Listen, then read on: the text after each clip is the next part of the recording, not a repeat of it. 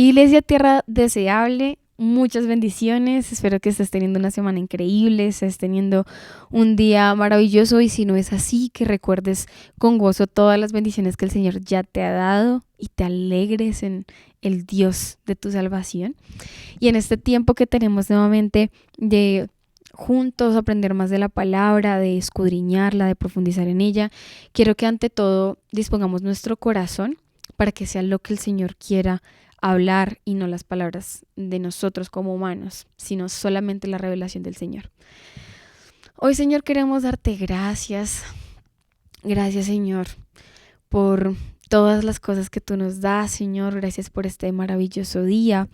Gracias por todas las bendiciones que nos has dado a tu iglesia, Señor. No solo a Tierra Deseable, papá, pero a tu iglesia, al cuerpo de Cristo, Señor.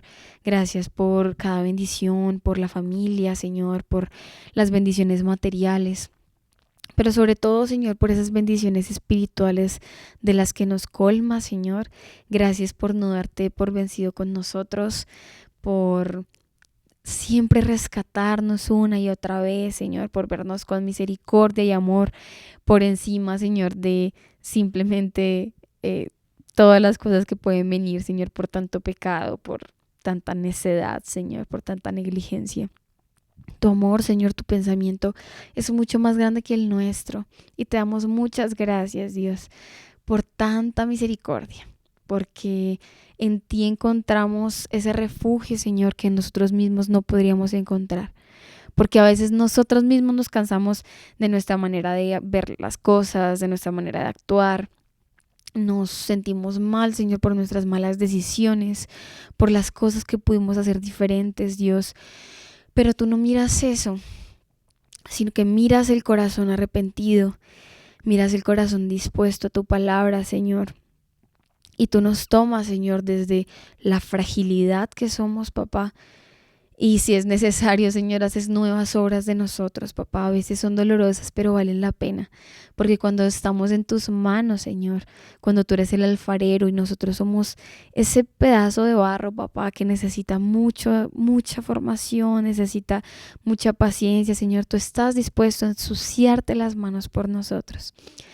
Gracias. Gracias, Señor, por ser tan bueno siempre, Señor. Quiero pedirte, papá, que sigas llenándonos de ese agradecimiento, que sigas mostrándonos más y más de tu palabra, Señor. Que cada día, Señor, el fuego en nuestro corazón sea mayor, que seamos más conscientes del Espíritu Santo en nuestra vida, Dios, que salgamos de nuestra zona de confort y miremos al futuro con fe, miremos al futuro, Señor, con esa expectativa, Señor, de que tú estás en control y que no depende de nosotros. Pero que más allá solamente de mirar lo que viene, papá, podamos centrarnos en nuestro presente.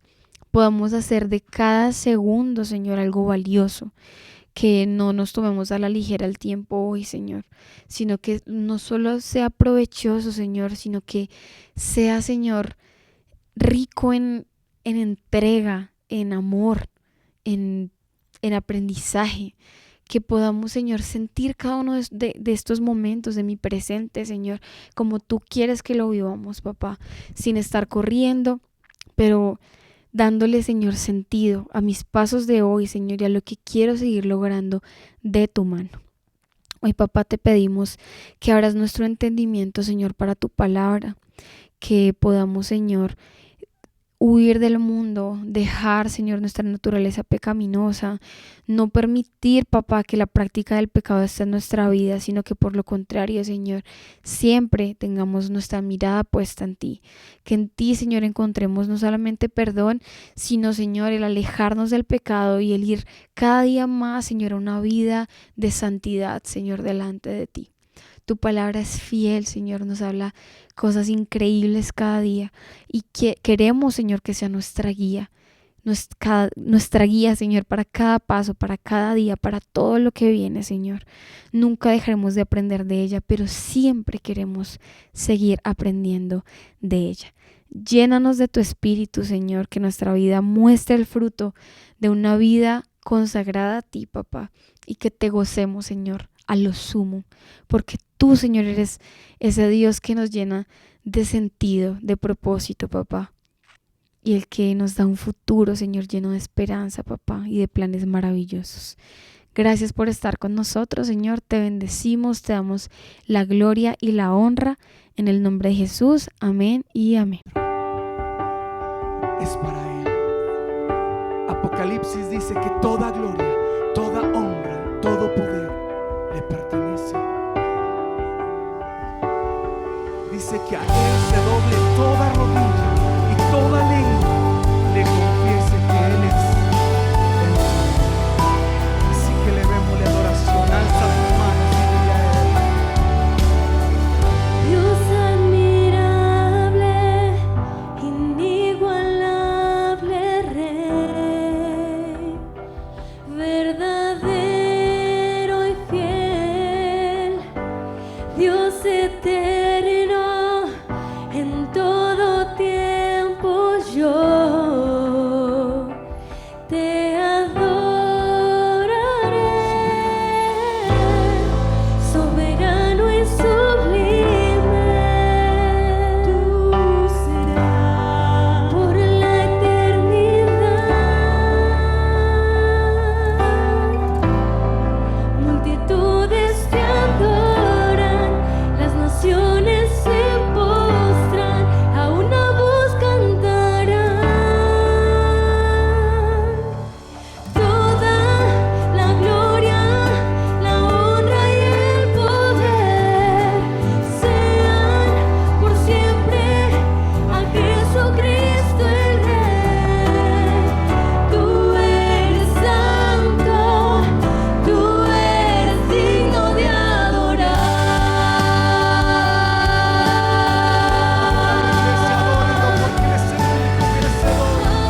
Levanta allí tus manos, aquí está Jesús. Dios admirable, inigualable Rey, verdadero y fiel, Dios eterno, en todo tiempo yo te adoraré, soberano y sublime, Por la eternidad,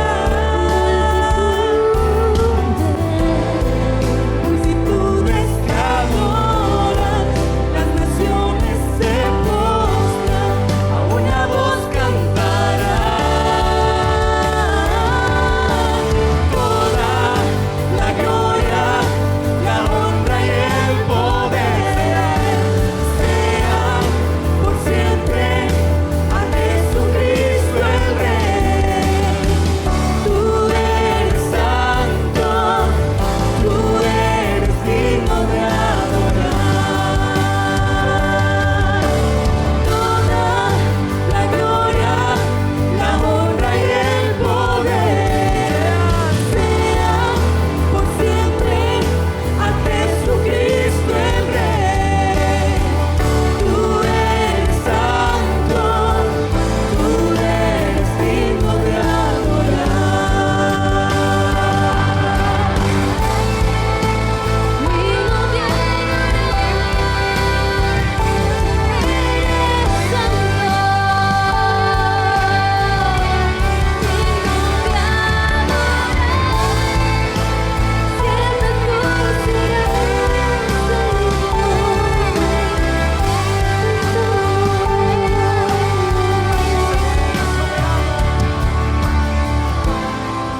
Soberano y sublime, por la eternidad,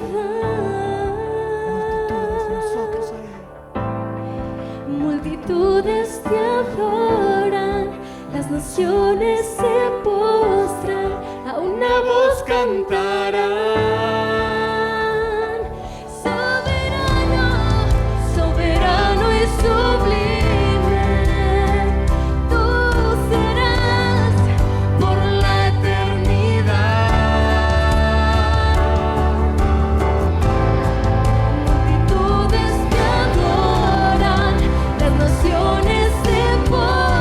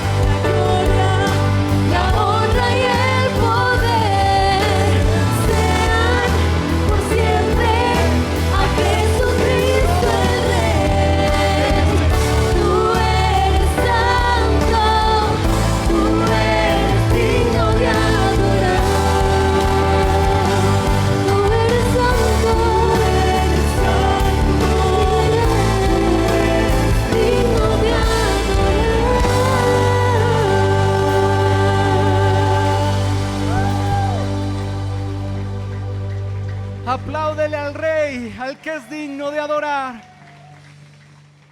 Bueno, iglesia, llegó el momento de aprender un poquito más sobre la palabra, de escudriñarla un poquito más. Y para ello quiero invitarte a que vayas a Santiago 4, de los versículos 1 al 12. ¿Listo? El devocional del día de hoy se llama La guerra conmigo y con aquel. ¿Y por qué? Bueno, nosotros estamos en un mundo lleno de conflictos, ¿verdad? Vámonos desde lo más básico como las diferencias políticas, tanta tensión política en el mundo, diferencias en crianza, en modales, diferencias culturales. Y más allá de esta esfera como grande y global, muchos de nosotros hemos tenido conflictos, ¿cierto? Probablemente todos, en ámbitos familiares, en ámbitos seculares, sea de trabajo, sea en la calle, e incluso con hermanos de la iglesia. Y la Biblia nos da también muchos ejemplos de conflictos entre personas. Está, por ejemplo, el caso de Esaú y Jacob, que eran hermanos. Saúl y David, que era el rey y el que sería ascendido a rey por Dios. También están otros casos de hermanos como Caín y Abel, José y sus hermanos, muchas cosas de hermanos, pero llevémoslo no solamente al contexto físico o natural, sino también al espiritual. ¿Cuántas luchas podemos tener con nuestros hermanos? Y para esto quiero que arranquemos entendiendo qué es un conflicto en sí. Según Internet, la definición de conflicto es situación de choque, oposición o desacuerdo entre dos o más partes. Es decir, personas, grupos, etcétera, con intereses, valores, necesidades u objetivos incompatibles. Esto genera tensión y también se puede manifestar en lucha, disputa, controversia o enfrentamiento y se puede convertir en una amenaza o en una oportunidad de desarrollo según cómo se gestione. Esto es muy importante. Así que este es como nuestro contexto de lo que es un conflicto, ¿cierto? Pero es necesario que entendamos el origen detrás de estos conflictos y, como todo en nuestra vida, someterlo a la palabra de Dios. ¿Cuál es mi implicación en una situación como esta? Pero también cuál es mi actitud. Y en esto nos vamos a dar cuenta que no solamente es la guerra con las otras personas, sino la guerra conmigo, la que está por dentro de nosotros. Así que vamos a arrancar desde el versículo 1 al 3. Dice: ¿de dónde vienen todos los conflictos y peleas que hay entre ustedes? Vienen de ustedes mismos, de sus deseos egoístas, que siempre están librando una guerra en su interior. Ustedes desean las cosas, pero no las consiguen. Su envidia puede llegar hasta el extremo de matar, y aún así no consiguen lo que quieren. Por eso discuten y pelean. No consiguen lo que quieren porque no se lo piden a Dios. Y cuando le piden a Dios, no reciben nada porque la razón por la que la piden es mala, para poder gastar en sus propios placeres. Y es importante leer esta porción de la palabra, entendiendo que Santiago, cuando les estaba dando el mensaje, estaba enojado, estaba hablándoles fuerte, porque este tipo de cosas son importantes hablarlas con seriedad. Y él hablaba conflictos no por temas externos, no por culpa ajena, sino por deseos egoístas, por buscar los propios placeres. Y en esto debemos entender que Dios no se complace en el mal de nuestro corazón. Él no nos va a dar lo que queramos solamente porque yo lo quiero y es mi capricho. Cuando pasa algo que no está conforme a la palabra del Señor, probablemente fui yo en mi humanidad haciéndolo real, haciéndolo parte de mi vida. Y esto a veces termina en situaciones más complicadas, espiritualmente y en muchas otras maneras para mí mismo, para nosotros mismos, pero también para otras personas. Si hablamos de una guerra interior, de un deseo egoísta, de pedir cosas para mis propios caprichos, es decir, malas peticiones, debemos ir también al origen y a la luz de la palabra entender qué tipo de cosas están acá metidas. Para eso podemos ir a Gálatas 5, que habla sobre las obras de la carne versus el fruto del espíritu. Y dice del versículo 19 al 21. Está muy claro que las cosas que hace nuestra naturaleza carnal son inmoralidad sexual, impureza, descontrol, Idolatría, participar en brujerías, odio, discordia, celos, iras, rivalidades, peleas, divisiones, envidias, borracheras, parrandas y otras cosas parecidas. Y acá hay unas que suenan muy fuertes, ¿no? Inmoralidad sexual, idolatría, brujería. Pero hay unas que vemos más tranquis, como que no son tan densas, ¿no? Pues celos, pues yo soy una persona celosa, yo cuido lo que es mío. Divisiones, pues yo no estoy de acuerdo con ella y no me importa y me voy a quedar en mi posición. Envidias, ay, es que yo tuviera esto, yo tuviera esto otro. A veces no le damos la trascendencia al pecado de nuestro corazón y a veces no le damos trascendencia porque lo hacemos más ligerito, menos denso de lo que realmente es y porque muchas veces ignoramos que eso es lo que realmente está en mi corazón. Ahora, quiero ampliar esto más. Dice que estas y cosas parecidas, entonces no solamente tenemos que limitarnos a esto, hay más. Te quiero dar algunos ejemplos. La prisa, tener una vida siempre ocupada, eso también puede ser obra de la carne. El consumismo, el querer tener, comprar, el que pasé por una tienda, ay no, es que me va a dar un antojito, pero tengo 20, 40 antojitos o me doy un antojito una vez a la semana en cosas que no necesito, no son relevantes, tienen un contexto más complejo. Ahora, ¿qué me dices de la falta de empatía, del rencor, cuando no puedo perdonar a alguien? Y con todo esto quiero llevarte a que aquello que no viene de Dios viene de mi carne. Todo eso que no hace parte de lo que el Señor nos muestra como naturaleza espiritual es naturaleza carnal. Y no siempre, pero a veces nos sentimos orgullosos de ello. No, yo soy así, yo no necesito cambiar. Pero la palabra nos llama a ser cada vez más como Jesús. Entonces, analiza tu corazón, iglesia. ¿Cuáles pueden ser esa guerra en tu interior? ¿Cuáles pueden ser esos deseos que omites un poquito, que tapas debajo de la alfombra, pero que no trabajas? Dice versículo 4 y 5. Gente infiel, ¿no saben que amar al mundo es lo mismo que odiar a Dios?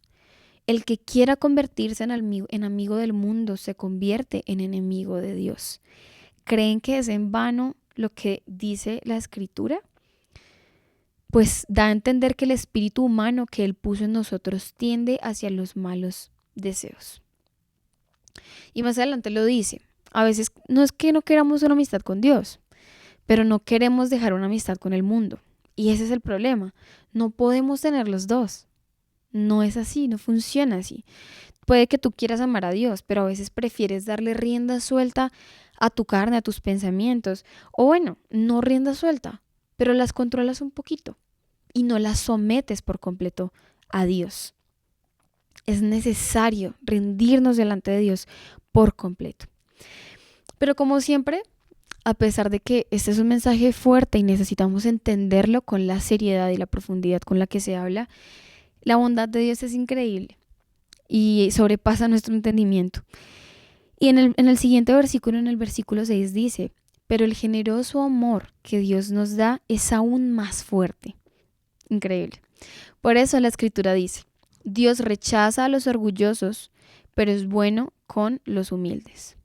Y esta es la disposición que debe haber en nuestro corazón. Cuando yo entiendo qué es lo que está todavía en mi corazón que no estoy trabajando, con qué parte del mundo todavía quiero hacer amistad, a pesar de que yo sí quiero una amistad con Dios.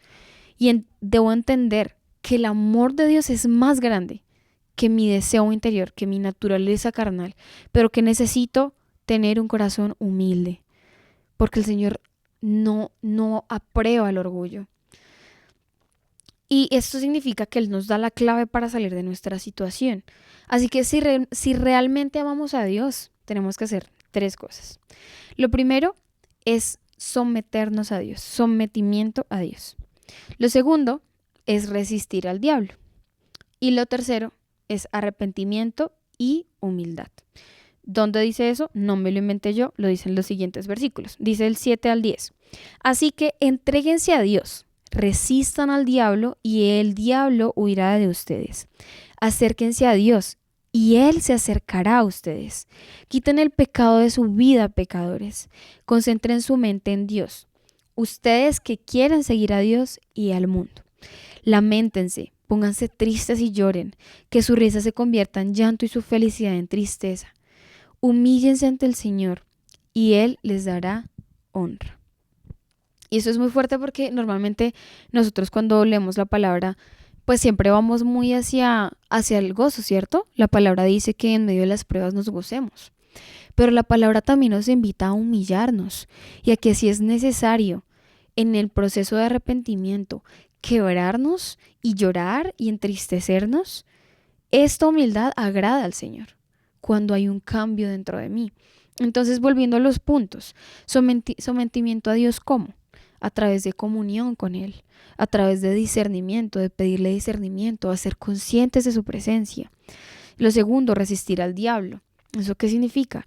Yo alejarme del pecado y no jugar con la tentación, porque no se trata de que soy el fuerte, el que lo puede todo y entonces mi tentación pues le hago frente, pero haciéndola porque no voy a sentir nada, porque no se trata de eso.